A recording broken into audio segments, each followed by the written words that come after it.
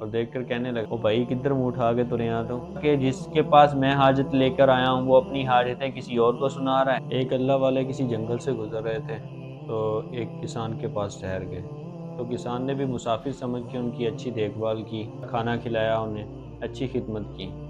تو جب وہ جانے لگا تو اس نے کہا کہ دیکھو بھائی، آپ مجھے جانتے نہیں ہو، اس کے باوجود آپ نے میری اتنی خدمت کی۔ میں اس علاقے کا بادشاہ ہوں، تو آپ کو جب کبھی بھی کسی چیز کی ضرورت پڑے تو آپ میرے پاس آ جانا۔ اور ساتھ میں اس نے اپنی ایک انگوٹھی اتار کے اس کسان کو دے دی۔ کسان کو ایک دن کسی چیز کی ضرورت پڑی تو اس کے ذہن میں وہ خیال آیا، اس نے انگوٹھی اٹھائی اور بادشاہ کے محل کی طرف چل دی۔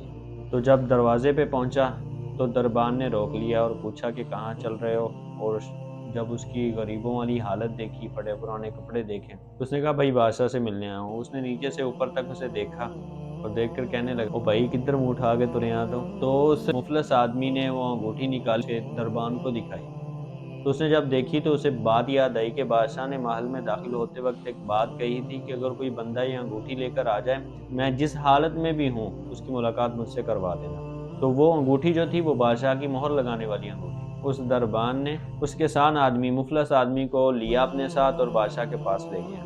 بادشاہ کے کمرے میں داخل ہوا تو دیکھتا ہے کہ بادشاہ نماز ادا کر رہا ہے، سجدے میں پڑا ہوا۔ تو وہ مفلس آدمی تھوڑی دیر وہاں پہ سوچتا ہے اور پھر واپس اپنے گھر کی طرف چل پڑتا ہے۔ تو جیسے وہ محل سے نکل کر باہر جاتا ہے، بادشاہ پوچھتا ہے کہ بھائی کوئی آیا تھا ملنے کے لیے؟ تو دربان بتاتا ہے کہ وہ ایسا آدمی تھا، اپنی انگوٹھی لے کر آیا تھا، کہتا ہے وہ اس کو لاؤ پکڑ کے، میں اسے ملنا چاہتا ہوں۔ جب وہ بادشاہ کے پاس اسے لے کر آ جاتے ہیں تو بادشاہ اس سے ہی پوچھتا ہے کہ بھائی آپ مجھ سے ملنے کے لیے آئے تھے، اپنی کوئی حاجت لے کر آئے تھے؟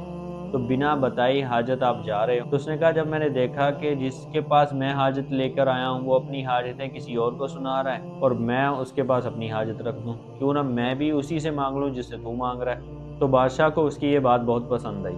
تو ہمیں بھی یہی کوشش کرنی چاہیے کہ بجائے کسی کے آسرے ڈھونڈنے کے اللہ تعالیٰ کی طرف رجوع کر لیں۔ اللہ تعالیٰ ہی سب کو دیتے ہیں، بادشاہ کو بادشاہت بھی اللہ تعالیٰ دیتے ہیں، فقیر کو مفلسی فقیری بھی اللہ تعالیٰ ہی دیتے ہیں۔ تو بہتر جو ذریعہ ہے مانگنے کا وہ کسی انسان مخلوق سے نہیں بلکہ خالق سے مانگنا ایک بہترین ذریعہ ہے۔ اور یہ جو حکایات ہوتی ہیں ان میں سچائی ہوتی ہیں یا نہیں ہوتی، لیکن ایک سبق آموز بات ہوتی ہے، اس سے سبق ضرور حاصل ہوتا ہے۔